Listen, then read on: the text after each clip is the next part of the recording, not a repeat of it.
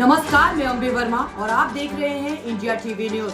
तो चलिए आगे बढ़ते हैं कुछ खास खबरों की ओर। पटना में आज देश की पूर्व प्रधानमंत्री स्वर्गीय इंदिरा गांधी की 107वीं जयंती के अवसर पर कांग्रेस द्वारा एक विशेष कार्यक्रम आयोजित किया गया।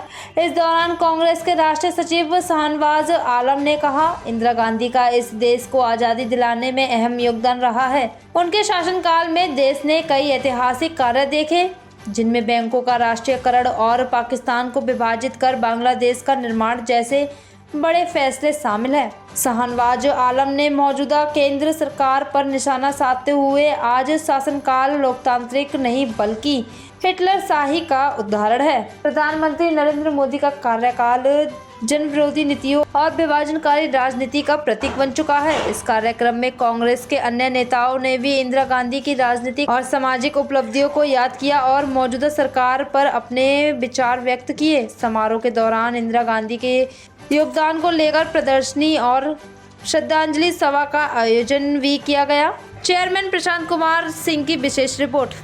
यहाँ तक कि अपनी शहादत भी दी। उनके बहुत सारे ऐसे काम थे जिसको बीजेपी पचा नहीं पाई, जिसमें से एक है संविधान का 42वां संशोधन, जिसके बाद उन्होंने संविधान के प्रस्तावना में समाजवाद और सेकुलर शब्द जोड़ा था। ये बड़े दुर्भाग्य की बात है कि प्रियम्बल में कोई बदलाव नहीं हो सकता, ये सुप्रीम कोर्ट अपने कई फैसलों में कह चुका है। बावजूद उसके सेकुलर और समाजवाद शब्द को संविधान से निकालने के लिए भारतीय जनता पार्टी के सांसद राज्यसभा में प्राइवेट मेंबर बिल लाते हैं। भारतीय जनता पार्टी से जुड़े हुए नेता इन दोनों शब्दों को संविधान से हटाने के लिए सुप्रीम कोर्ट में याचिका डालते हैं, जो बताता है कि इंदिरा गांधी जी के इस कदम को, जिसने पूरे देश की एकता और अखंडता को मजबूत किया, उसको बीजेपी पचा नहीं पाई और देश को तोड़ने के लिए इन दोनों शब्दों को निकालने की वो कोशिश कर रही है।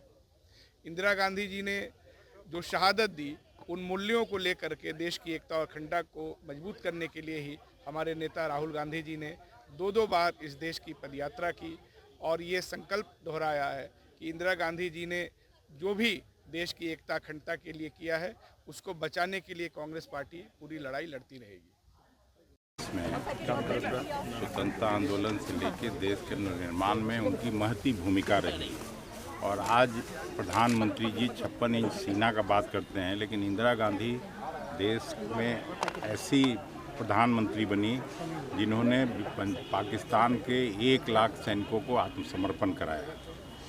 इधर तो केवल बातें होती हैं, लेकिन उन्होंने करके दिखाया और पाकिस्तान का भूगोल बदलने का काम किया। देश में आज जितनी बड़ी बड़ी संस्थाएं हैं, वो सब में उनका योगदान है और बैंक नेशनलाइजेशन का काम उन्होंने किया।